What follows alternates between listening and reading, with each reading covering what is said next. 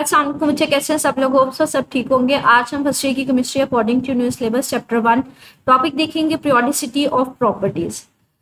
कि आपके पास पीरियोडिक टेबल में प्रॉपर्टीज किस तरह से चेंज हो रही हैं। ठीक है, कहते हैं जैसे हमारा जो पीरियोडिक टेबल है, पीरियोडिक ला है, वो हमें ये बताता है कि जो फिजिकल और केमिकल प्रॉपर्टीज है ना, वो पीरियोडिक फंक्शन है एटॉमिक नंबर्स के जैसे जैसे एलिमेंट्स का बच्चे पीरियोडिक एटॉमिक नंबर चेंज होता जाता है, उसी तरह से उनकी फिजिकल प्रॉपर्टीज और केमिकल प्रॉपर्टीज भी चेंज होती रहती हैं। फिजिकल प्रॉपर्टीज ऐसी होती है जिसको हम लोग देख सकते हैं, मेजर कर सकते हैं। जैसे कोई एलिमेंट है, एटम है, उसका साइज क्या बढ़ रहा है, चेंज हो रहा है, तो हम कहते हैं वो फिजिकल प्रॉपर्टीज है। केमिकल प्रॉपर्टीज होती हैं जिसमें आप कहते हैं कोई एलिमेंट कितना जल्दी रिएक्शन कर सकते हैं। केमिकल प्रॉपर्टीज बेसिकली डिपेंड कर रही होती हैं किसी भी एटम में इलेक्ट्रॉन्स की तादाद के ऊपर, और किस शेल में इलेक्ट्रॉन कितने कौन से वैलेंस शेल में मौजूद है उसके ऊपर डिपेंड कर रहा होता है। तो कहते हैं जैसे जैसे एटॉमिक नंबर बढ़ता जाता है तो हम कहते हैं आपके पास उसके फिजिकल प्रॉपर्टीज भी चेंज होती रहती हैं और उसकी केमिकल प्रॉपर्टीज भी चेंज होती रहती हैं। तो ये मॉडर्न पीरियोडिक लॉ है। तो ये डेफिनेशन भी आ सकती है, what is the modern periodic law. तो मॉडर्न पीरियोडिक लॉ में यही कह रहा है कि जैसे जैसे एटॉमिक नंबर चेंज हो रहा होता है, एलिमेंट्स की फिजिकल और केमिकल प्रॉपर्टीज भी चेंज होंगी। जैसे हम लोग अभी ये नीचे जितने टॉपिक है उनमें ये चीज देखेंगे। कहते हैं studying the variation in the properties. अब हम लोग यहाँ पे स्टडी करेंगे किस तरह से प्रॉपर्टीज चेंज हो रही हैं पीरियोडिक टेबल में। हम फॉर एग्जांपल फर्स्ट प्रॉपर्टी की बात करते हैं, एटॉमिक रेडियस। अब सबसे पहले कहते हैं एटॉमिक रेडियस है क्या, इसको थोड़ा अंडरस्टैंड करते हैं। कहते हैं एटॉमिक रेडियस बेसिकली हमें एटम का साइज बता रहा होता है। अगर आपसे पूछा जाए basically what is atomic radius, properly इसको डिफाइन करें तो कहते हैं ये हमारे पास हाफ ऑफ द डिस्टेंस होता है between two identical atoms bonded together. कि अगर दो एक जैसे एटम्स है वो बॉन्ड एक दूसरे के साथ बनाए हुए हैं तो उन बॉन्ड के दरमियान का जो डिस्टेंस है उसका हाफ जो होगा वो उसका एटॉमिक रेडियस आ जाएगा। ठीक है, फॉर एग्जाम्पल ये मेरे पास सपोज करें दो एटम्स हैं और उनके दरमियान बॉन्डिंग हुई हुई है, तो ये कोई बॉन्ड बनाया हुआ है इन्होंने। अब दो एटम सेम है, एक जैसे एटम्स के साथ है क्योंकि उनका साइज सेम है। अब इनके न्यूक्लियस के दरमियान का जो टोटल डिस्टेंस है इन दो एटम्स के दरमियान का, उस डिस्टेंस का जो हाफ होगा वो उसका रेडियस होगा। तो यहाँ पे यही कह रहा है half of the distance between two identical atoms. तो ये दो आइडेंटिकल एटम्स के दरमियान का टोटल ये डिस्टेंस है, इस डिस्टेंस का जो हाफ होगा वो उसका एटॉमिक रेडियस होगा। तो ये एटॉमिक रेडियस की डेफिनेशन है। कहते हैं जो एटॉमिक रेडियस है ना, ये वेरी कर रहा होता है, इसके क्या कम ज्यादा होता है, लेकिन ये डिपेंड कर रहा होता है कि एटम्स के दरमियान बॉन्ड किस तरह का है, कोवलेंट बॉन्ड है, मेटालिक है, वंडरवॉल फोर्सेस है, कौन सा हमारे पास बॉन्ड है। फॉर एग्जांपल अगर मैं आपको दिखाऊं तो ये देखें, ये हमारे पास डिफरेंट टाइप्स के बॉन्ड्स हैं। ये फॉर एग्जांपल मेरे पास कोवलेंट बॉन्ड है। कोवलेंट बॉन्ड में होता है वो हमारे पास बेसिकली एक जैसे एटम्स के दरमियान में होता है जिनमें इलेक्ट्रॉन्स शेयर हो रहे होते हैं, दोनों इलेक्ट्रॉन्स अपना इलेक्ट्रॉन शेयर करते हैं। इसके दरमियान दो एटम्स के दरमियान के डिस्टेंस का जो हाफ होगा वो उसका रेडियस होगा। तो इसका रेडियस अप्रोक्सीमेटली 37 पिकोमीटर होता है। मेटालिक रेडियस होता है दो मेटल्स के दरमियान जो बेसिकली कह लेंगे बॉन्ड होता है, उसका जो हमारे पास इस केस में जो रेडियस होगा वो 160 पिकोमीटर होता है। कह लें आयनिक रेडियस की बात करें, आयनिक रेडियस होता है दो आयन्स के दरमियान में होता है। तो यहाँ पे जो पॉजिटिव आयन्स होता है इसका साइज छोटा होता है, नेगेटिव आयन का साइज बड़ा होता है, तो इसलिए इनके जो रेडियस होंगे वो भी डिफरेंट होंगे। इसका रेडियस सोडियम का है वो डिफरेंट होगा, 102 होगा, क्लोरीन का 181 होगा। तो यहाँ पे ओवरऑल इन दोनों को सम करेंगे तो ओवरऑल डायमीटर आ जाएगा, लेकिन रेडियस दोनों एटम्स के डिफरेंट होंगे आयनिक बॉन्ड में। अब ये वंडरवॉल फोर्सेज होते हैं, वंडरवॉल फोर्सेज होती हैं जो आयंस के दरमियान बॉन्ड होते हैं। ठीक है, तो अब यहाँ पे जो होगा ओवरऑल इसका रेडियस वो डिफरेंट होगा। तो यहाँ पे इन सारे केसेस में डिपेंड करता है कि बॉन्ड किस तरह का है, उस हिसाब से आपके पास आयनिक रेडियस आ रहा होता है। या एटॉमिक रेडियस आप बात करें कि आयनिक केस में रेडियस डिफरेंट होगा, अगर कोवलेंट बॉन्ड है उसमें रेडियस डिफरेंट होगा। यहाँ पे देखें 37 पिकोमीटर, अगर मेटालिक है तो डिफरेंट होगा। तो ये डिपेंड कर रहा होता है किस तरह का बॉन्ड एग्जिस्ट कर रहा है। तो यहाँ पे यही बात कर रहा है कि ये एटॉमिक रेडियस जो है एटम्स का रेडियस वो डिपेंड करेगा किस तरह का बॉन्ड है। फॉर एग्जाम्पल अगर यहाँ पे अगर मैंने अभी जैसे आपको फिगर दिखाई है कि कोवलेंट बॉन्ड एक जैसे एटम्स के दरमियान होता है तो इसका रेडियस डिफरेंट होगा। लेकिन अगर आयनिक की बात करें तो यहाँ पे आयंस का साइज डिफरेंट होता है, पॉजिटिव आयन डिफरेंट साइज का होता है, नेगेटिव आयन डिफरेंट साइज का होता है, तो दोनों के रेडियस भी डिफरेंट होंगे।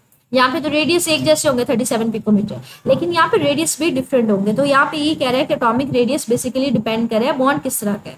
तो इसी चीज को दोबारा से कह रहे एलेबोरेट कर रहा है कि जो एटॉमिक रेडियस है वो डिपेंड करता है बॉन्ड किस तरह का है, आइदर वो कोवलेंट है आइदर वो आयनिक बॉन्ड है।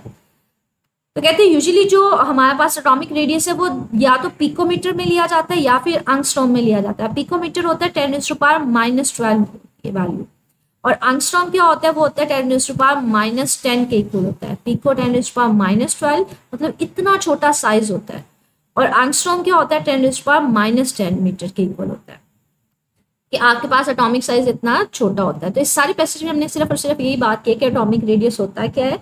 एटॉमिक रेडियस, किसी भी एटम का रेडियस डिपेंड करेगा आपके पास बॉन्डिंग किस तरह से है, कोवलेंट बॉन्ड है या आयनिक बॉन्ड है।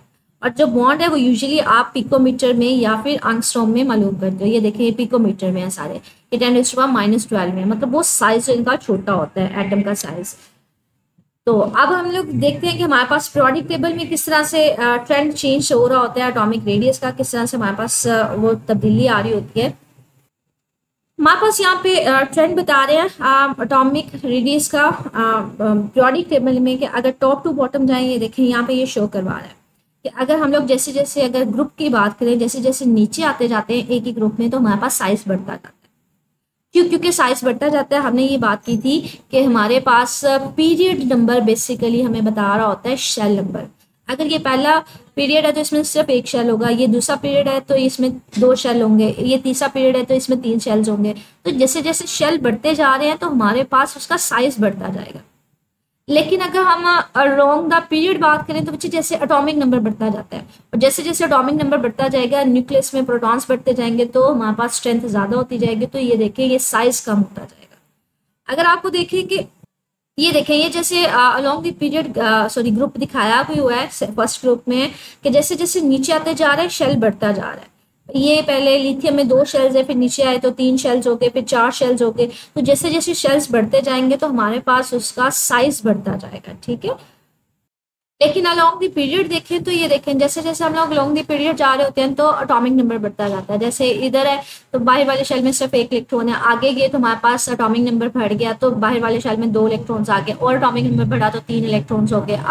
ये बच्चे जैसे एटॉमिक नंबर का मतलब है प्रोटॉन्स बढ़े, और जितने प्रोटॉन्स बढ़ रहे होते हैं उतने ही इलेक्ट्रॉन्स बढ़ रहे होते हैं। तो यहाँ पे फॉर एग्जाम्पल हमारे पास सोडियम में एक प्रोटॉन, मतलब जो 1 इलेक्ट्रॉन था बाहर एटोमॉस शेल में, जैसे हम लोग मैग्नीशियम पे गए, मतलब 11 एटॉमिक नंबर था लेकिन बाई वाले शेल में सिर्फ 1 इलेक्ट्रॉन था। 11 एटॉमिक नंबर से 12 पे गए तो 1 प्रोटॉन बढ़ गया, 1 इलेक्ट्रॉन भी बढ़ जाएगा। फिर 13 पे गए 1 इलेक्ट्रॉन भी बढ़ जाएगा। तो जैसे जैसे बाहर वाले शेल में अब इलेक्ट्रॉन्स बढ़ते जा रहे हैं, क्योंकि न्यूक्लियस में प्रोटॉन्स बढ़ते जा रहे हैं, तो हम कहते हैं शेल तो एक ही है लेकिन इलेक्ट्रॉन्स बढ़ते जा रहे हैं। क्यों? क्योंकि न्यूक्लियस सब ज्यादा इलेक्ट्रॉन्स को अट्रैक्ट कर रहा है। तो ये देखिए ये साइज कम होता जा रहा है। इसी तरह से ये देखिए हमारे पास फास्फोरस, सल्फर, क्लोरीन, जैसे जैसे हम अलोंग द पीरियड जाते जा रहे हैं शेल वही है, लेकिन एक शेल में इलेक्ट्रॉन्स की तादाद बढ़ती जा रही है क्योंकि न्यूक्लियस में प्रोटॉन्स की तादाद बढ़ती जा रही है, तो अट्रैक्शन ज्यादा होती जा रही है। तो हम कहते हैं ओवरऑल साइज क्या होता जाएगा, कम होता जाएगा। तो वो बेसिकली यहाँ पे इसी ट्रेंड को दिखा रहा है कि अलोंग द पीरियड जैसे हम जा रहे होते हैं साइज हमारे पास क्या होना शुरू हो जाता है, कम होना शुरू हो जाता है। क्यों? क्योंकि एटॉमिक नंबर बढ़ता जा रहा है। तो एक ही शेल में इलेक्ट्रॉन्स के ऊपर ज्यादा न्यूक्लियस जो है वो फोर्स लगा रहा होता है, कह लें कि अट्रैक्शन ज्यादा होती है। तो वो यहाँ पे इसी को बता रहा है कि एटॉमिक रेडियस जो है वो किस तरह से अफेक्ट हो रहा है। तो कहते हैं यहाँ पे एटॉमिक रेडियस को क्या क्या चीजें अफेक्ट कर रही होती हैं। एक तो नंबर ऑफ शेल्स की वजह से हमारे पास साइज चेंज हो रहा होता है, दूसरा हमारे पास न्यूक्लियर चार्ज की वजह से, जैसे हम न्यूक्लियर चार्ज चेंज होगा मतलब एटॉमिक नंबर बढ़ता जाएगा तो उस हिसाब से भी हमारे पास साइज चेंज होता जाएगा। इसके अलावा तीसरा इफेक्ट कह रहे हैं वो शील्डिंग इफेक्ट। शील्डिंग इफेक्ट क्या होता है बच्चे? शील्डिंग इफेक्ट होता है हमारे पास, फॉर एग्जाम्पल अगर मैं आपको ये डायग्राम के जरिए समझाऊं, ये जो इलेक्ट्रॉन है, फॉर एग्जाम्पल इस इलेक्ट्रॉन को न्यूक्लियस जो अट्रैक्ट कर रहा है, तो ये जो इलेक्ट्रॉन्स हैं उससे प्रीवियस शेल्स में वो डायरेक्टली इसको न्यूक्लियस को अप्रोच नहीं करने दे रहे, तो हम कहते हैं वो शील्ड कर रहे हैं न्यूक्लियस को, थोड़ी बहुत अट्रैक्शन जो है वो कम हो जाती है। जैसे जैसे फॉर एग्जाम्पल ये जो पहले शेल में इलेक्ट्रॉन्स, तो ये डायरेक्टली न्यूक्लियस इसके ऊपर अट्रैक्शन लगा रहा है। दूसरे शेल में आप इसको थोड़ी बहुत शील्डिंग इफेक्ट करनी पड़ रही है, क्योंकि इसको जो अट्रैक्शन हो रही है वो इन 2 इलेक्ट्रॉन्स की वजह से थोड़ी कम हो जाती है। लेकिन जैसे अगले शेल में आते हैं तो इनके ऊपर अट्रैक्शन और कम हो जाती है, क्योंकि ये शील्डिंग और होगी यार, ज्यादा नंबर ऑफ इलेक्ट्रॉन्स के बाद ये इलेक्ट्रॉन्स आ रहा है। तो शील्डिंग होता है कि ऑलरेडी कितनी रुकावट फेस करनी पड़ रही है, ठीक है। तो कह रहे हैं बेसिकली ये 3 फैक्टर्स हैं। ये शॉर्ट क्वेश्चन बन सकता है कि एटॉमिक रेडियस किन फैक्टर्स की वजह से अफेक्ट हो रहा होता है। एक तो वो नंबर ऑफ शेल्स की वजह से, जैसे जैसे नंबर ऑफ शेल्स बढ़ते जाएंगे, जैसे टॉप टू बॉटम हम कहते हैं ग्रुप में चलते हैं तो शेल्स बढ़ते जाते हैं। इसके अलावा एटॉमिक चार्ज की बात करते हैं, एटॉमिक नंबर की, कि जैसे जैसे एटॉमिक नंबर बढ़ता जाएगा साइज उस तरह से भी चेंज हो जाएगा।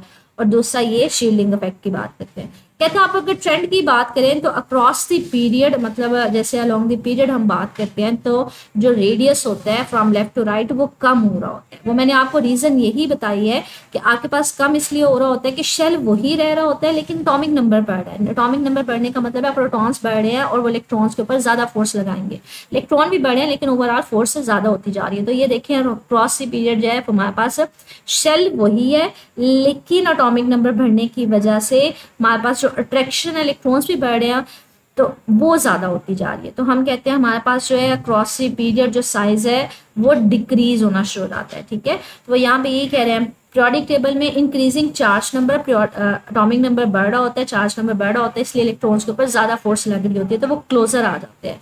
तो वो साइज इसलिए कम हो रहा होता है क्योंकि एटॉमिक नंबर बढ़ने की वजह से ज्यादा अट्रैक्शन लग रही होती है तो इलेक्ट्रॉन्स ज्यादा पास में आ जाते हैं, शेल्स ज्यादा नजदीक हो जाते हैं। तो हम कहते हैं हमारे पास साइज क्या हो गया, कम हो गया। लेकिन अगर टॉप टू बॉटम देखें तो हर एक में शेल इंक्रीज हो रहा होता है, एडिशनल इलेक्ट्रॉनिक शेल आ रहा होता है।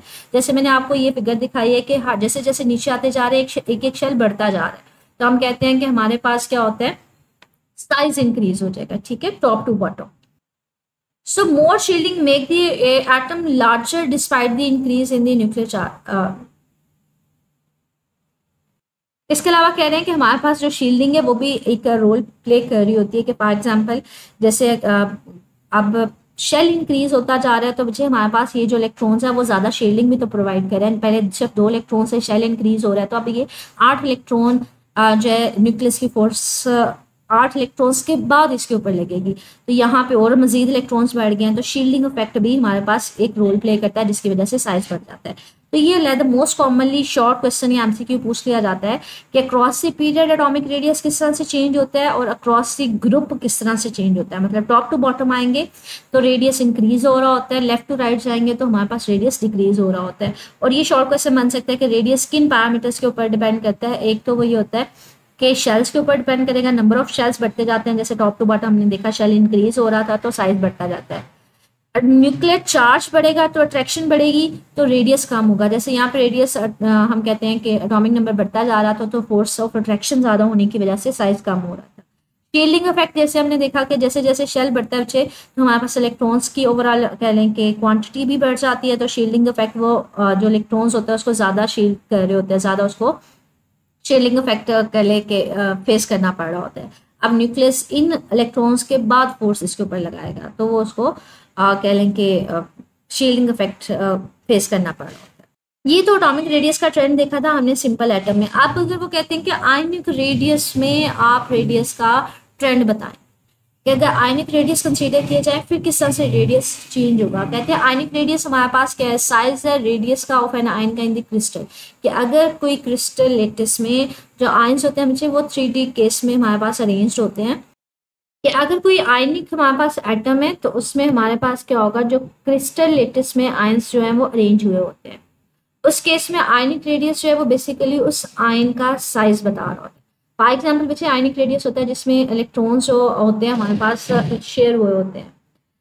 अगर हम बात करें कि क्रिस्टल लेटिस क्या होता है, क्रिस्टल लेटिस हमारे पास कह लें एक शेप होती है जिसमें हमारे पास प्रॉपरली अरेंजमेंट होते हैं 3D केस में आयंस, पॉजिटिव और नेगेटिव आयंस। फॉर एग्जांपल ये पॉजिटिव आयंस है, ये नेगेटिव ग्रीन वाले नेगेटिव आयंस है। ये प्रॉपरली अरेंज हुए होते हैं, अरेंजमेंट इनकी हुई होती है। तो इस तरह से अगर ये अरेंज हुए होंगे तो हम कहते हैं ये हमारे पास क्या है, ये हमारे पास क्रिस्टल लेटिस है। तो कहते हैं इस तरह की अरेंजमेंट में किसी आयन का एटॉमिक रेडियस बेसिकली उसका साइज बता रहा होता है। ठीक है, फॉर एग्जाम्पल ये कोई आयनिक बॉन्ड है, ये एक पॉजिटिव आयन है, ये एक नेगेटिव आयन है। पॉजिटिव आयन का साइज छोटा होता है, नेगेटिव आयन का साइज हमारे पास बड़ा होता है। तो ये पॉजिटिव आयन का रेडियस कम होगा, नेगेटिव आयन का रेडियस से ज्यादा होगा। तो ये बेसिकली जो रेडियस होता है ये इसका साइज बता रहा होता है। आयनिक रेडियस का होता क्या है, हमारे पास न्यूक्लियस से बाहर वाले शेल तक का डिस्टेंस होता है। तो यहाँ पे यहाँ से न्यूक्लियस से बाहर वाले शेल का डिस्टेंस होगा, ये पॉजिटिव आयन का रेडियस होगा। यहाँ से सेंटर से न्यूक्लियस से बाहर वाले शेल का रेडियस होगा, वो इसका नेगेटिव आयन का रेडियस होगा। तो यहाँ पे यही इसी चीज को एक्सप्लेन करेगा कि एटॉमिक रेडियस है क्या, ये डिस्टेंस है न्यूक्लियस के आयन के न्यूक्लियस से outermost shell of electron तक का। कि आपके पास क्या है, कि आप क्या कर रहे हो, न्यूक्लियस से लेके आउटरमोस्ट शेल तक का जो डिस्टेंस होगा वो किसी भी आयन का रेडियस होगा। और ये यूजुअली मेजर किस में किया जाता है, पिकोमीटर में, मतलब 10⁻⁻12 से लेके एंगस्ट्रॉम में या 10⁻10 में लिया जाता है। जैसे मैंने अभी आपको ये बताया कि किसी भी आयन का रेडियस क्या होगा, सेंटर से बाहर वाले शेल तक का डिस्टेंस होगा। तो इसका एटॉमिक आयनिक रेडियस ये होगा, इसका सेंटर से यहाँ तक का डिस्टेंस होगा, ये इसका आयनिक रेडियस ये होगा। ठीक है, तो वो यहाँ पे उसके आयनिक रेडियस की डेफिनेशन बता रहा है। कहते हैं when that atom loses one or more electrons to become a positive ion, कि जब भी एक एटम पॉजिटिव आयन बनता है तो ये स्मॉल हो जाता है। अब क्यों स्मॉल होता है, क्योंकि हमारे पास वो इलेक्ट्रॉन अगर लूज करता है तो वो अपना बेसिकली एक शेल लूज कर रहा होता है। अगर शेल लूज कर देगा एक, तो जो न्यूक्लियस होता है वो बाकी के इलेक्ट्रॉन्स को ज्यादा स्ट्रांगली अट्रैक्ट कर रहा होगा। अगर मैं आपको एक्सप्लेन करूँ इसको फिगर के जरिए, फॉर एग्जाम्पल ये मेरे पास एक सोडियम एटम था, इसमें ये देखें ये नंबर ऑफ शेल्स 3 शेल्स थे। अब लास्ट वाले शेल में सिर्फ एक इलेक्ट्रॉन था। अब इसने आयन बनना है, ये यूजुअली इलेक्ट्रॉन अपना एक रिलीज कर देता है। अगर ये इलेक्ट्रॉन निकल जाएगा तो बच्चों ये वाला शेल खत्म हो जाएगा, अब सिर्फ 2 शेल्स हो जाएंगे। तो आप ये देखिए इसका साइज कम हो गया। तो पॉजिटिव आयन पहले अगर सिंपल एटम था, लेकिन जैसे ही आयन की फॉर्म में कन्वर्ट हुआ, मतलब इलेक्ट्रॉन रिलीज किया, अब इसके सिर्फ 2 शेल्स रह गए। अब इलेक्ट्रॉन्स भी ओवरऑल कम हो गए। तो कहते हैं जो न्यूक्लियस है, न्यूक्लियस में तो प्रोटॉन्स होते हैं, अब वो प्रोटॉन्स कम इलेक्ट्रॉन्स को ज्यादा फोर्स के साथ अट्रैक्ट करेंगे। तो हम कहते हैं ओवरऑल साइज हमारे पास क्या हो जाएगा, कम हो जाएगा। तो वह यहाँ पे इसी चीज को एक्सप्लेन कर रहा है कि इलेक्ट्रॉन शेल कम हो जाएगा और जो न्यूक्लियस होगा वो बाकी के इलेक्ट्रॉन्स को ज्यादा ट्रैक्शन के साथ अट्रैक्ट करेगा। और अगर यही बात करें कि अगर कोई इलेक्ट्रॉन जो है वो एटम जो है वो एक इलेक्ट्रॉन गेन करेगा, तो इस केस में बच्चों उसका जो साइज है वो हमारे पास क्या होता है, वो बढ़ जाता है। वो किस तरह से बढ़ जाता है उसको देखते हैं। फॉर एग्जाम्पल ये देखें, ये क्लोरीन है, इसके बाहर वाले शेल में 7 इलेक्ट्रॉन थे, ये क्लोरीन एटम था। अब इसने क्या किया, एक इलेक्ट्रॉन एक्सेप्ट किया, ये बाहर से उसने इलेक्ट्रॉन लिया। अब टोटल कितने हो गए, इसके पास 8 इलेक्ट्रॉन हो गए। कहते हैं ये जब 8वां इलेक्ट्रॉन आता है तो इसको बाहर जो पहले वाले इलेक्ट्रॉन्स होते हैं वो इसको रिपेल कर रहे होते हैं। तो जिसकी वजह से ये शेल थोड़ा सा दूर हो जाता है, ये इलेक्ट्रॉन थोड़ा सा दूर हो जाता है, जिसकी वजह से हमारे पास इसका साइज थोड़ा सा बढ़ जाता है। तो हम कहते हैं कि हमारे पास जब नया इलेक्ट्रॉन किसी एटम में आता है तो वो लार्जर हो जाता है, उसका साइज से न्यूट्रल एटम से बढ़ जाता है। क्यों, क्योंकि जैसे ही इलेक्ट्रॉन ऐड होगा तो रिपल्जन होगी, जो पहले से मौजूद इलेक्ट्रॉन्स होंगे आने वाले इलेक्ट्रॉन्स को क्या करेंगे, रिपेल करेंगे, जिसकी वजह से इलेक्ट्रॉन्स जो है वो हमारे पास एक्सपैंड हो जाएंगे, थोड़े दूर दूर हो जाएंगे। अब अगर आयनिक ट्रेंड देखें पीरियोडिक टेबल में किस तरह से हमारे पास होगा, किस तरह से पीरियोडिक टेबल में अलोंग दी कह लेंगे ग्रुप या पीरियड किस तरह से रेडियस चेंज होता है। कहते हैं जब हम लोग आयंस की बात करते हैं, तो जब हम लोग बात करेंगे cross the period from left to right बात करेंगे, तो केटाइंस बच्चे वो बोलते हैं जो अपना इलेक्ट्रॉन्स रिलीज कर देते हैं जिनके ऊपर प्लस चार्ज होता है। कहते हैं हमारे पास लेफ्ट टू राइट मतलब क्रॉस द पीरियड हमेशा जो है साइज डिक्रीज होता है।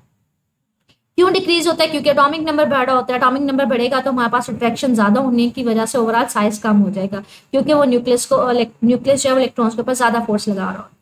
तो यहाँ पे यही बात करें कि न्यूक्लियर चार्ज बढ़ने की वजह से इलेक्ट्रॉन्स को वो ज्यादा अट्रैक्शन के साथ अट्रैक्ट कर रहा है, इसलिए हमेशा क्रॉस द पीरियड जो है वो साइज कम हो रहा होता है। अगर एनाइंस में भी देखें, एनाइंस मतलब जिनके ऊपर नेगेटिव चार्ज, ओवरऑल तो हमें पता है कि आयंस का जो एनाइंस का मतलब अगर कोई नेगेटिव चार्ज बनता है तो उसका साइज इंक्रीज होता है, लेकिन कहते हैं पीरियड में हमारे पास डिक्रीज ही हो रहा होता है। क्यों डिक्रीज हो रहा होता है, क्योंकि एटॉमिक नंबर हमारे पास बढ़ रहा है तो न्यूक्लियस से ज्यादा अट्रैक्शन के साथ इलेक्ट्रॉन्स को खींच रहा होता है, तो एटॉमिक नंबर का इफेक्ट ज्यादा होता है। तो यहाँ पे ये कह रहे हैं कि अगर आप एनाइन के भी केस में देखें तो क्रॉस पीरियड साइज कम ही हो रहा होता है। क्यों, क्योंकि एटॉमिक नंबर या न्यूक्लियर चार्ज बढ़ रहा है। न्यूक्लियर चार्ज बढ़ रहा है तो न्यूक्लियस से ज्यादा अट्रैक्शन के साथ इलेक्ट्रॉन्स को खींच रहा है, तो वो ज्यादा अट्रैक्शन की वजह से साइज हमारे पास डिक्रीज ही हो रहा होता है, चाहे केटाइंस हो चाहे एनाइंस हो। लेकिन अगर हम बात करें क्रॉस दी ग्रुप के हमारे पास किस तरह से अगर टॉप टू बॉटम मूव करें ऊपर से नीचे तो किस तरह से चेंज होगा, हमें पता है जैसे ही हम ऊपर से नीचे जा रहे होते हैं तो शेल नंबर इंक्रीज होता है, तो साइज हमेशा बढ़ता है। तो ये देखें जैसे ही हम ऊपर से नीचे जा रहे हैं तो एक एक शेल इंक्रीज होता जा रहा है, तो साइज बढ़ रहा है, तो इंक्रीज इन साइज हो रहा है। ठीक है, शेल बढ़ने की वजह से न्यूक्लियस और एटम्स के दरमियान डिस्टेंस बढ़ जाता है, तो हम कहते हैं ओवरऑल हमारे पास टॉप टू बॉटम साइज हमेशा बढ़ रहा होता है, चाहे सिंपल हो चाहे आयंस हो, और लेफ्ट टू राइट साइज हमेशा डिक्रीज होता है, चाहे आयंस हो चाहे सिंपल हो। ठीक है, तो ये हमारे पास ट्रेंड है एटॉमिक रेडियस का। अब इसमें क्वेश्चन क्या पूछा जाता है, इसमें क्वेश्चन ये आ सकते हैं शॉर्ट नंबर का मॉडर्न पीरियोडिक क्लॉक है, एटॉमिक रेडियस की डेफिनेशन आ सकती है, इसके अलावा आपके पास मोस्ट कॉमनली 2 नंबर का शॉर्ट क्वेश्चन आ जाता है, एमसीक्यू आ जाता है कि अक्रॉस द पीरियड या अक्रॉस द ग्रुप हमारे पास एटॉमिक रेडियस किस तरह से चेंज होगा या आयनिक रेडियस किस तरह से चेंज होगा। और ये भी शॉर्ट क्वेश्चन बन सकता है कि एटॉमिक रेडियस को कौन कौन से फैक्टर्स इफेक्ट कर रहे होते हैं। 3 फैक्टर्स, एक तो नंबर ऑफ शेल्स जिस तरह से बढ़ेंगे या चेंज होंगे, इसके अलावा न्यूक्लियर चार्ज मतलब एटॉमिक नंबर जिस तरह से चेंज होगा, शील्डिंग इफेक्ट, ये 3 फैक्टर्स होते हैं। इस तरह से आयनिक रेडियस की डेफिनेशन आपसे पूछी जाती है और इसको एमसीक्यूज पूछा जा सकता है कि इसमें मालूम की जा सकती है। इसके अलावा आयनिक रेडियस हमारे पास एनाइन का क्यों बढ़ जाता है और केटाइन का क्यों कम होता है, तो ये अलहदा से ये शॉर्ट क्वेश्चन है, ठीक है, कि आयंस का रेडियस क्यों बढ़ जाता है, एनाइंस का सॉरी, और केटाइन का क्यों कम हो जाता है। इसके अलावा ये अलहदा से शॉर्ट क्वेश्चन है कि पीरियोडिक टेबल में हमारे पास अक्रॉस द पीरियड किस तरह से चेंज हो रहा होता है साइज, आयनिक साइज, और अक्रॉस द ग्रुप किस तरह से चेंज हो रहा होता है। कलेक्टिवली तो ये लॉन्ग क्वेश्चन बन रहा है, लेकिन इतना इंपॉर्टेंट लॉन्ग क्वेश्चन नहीं है, बन सकता है, लेकिन इसमें नंबर ऑफ शॉर्ट क्वेश्चन बन रहे हैं। स्टिल कुछ पूछना हो तो बच्चे मेरे से कमेंट सेक्शन पूछ लीजिएगा। ओके, अल्लाह हाफिज़।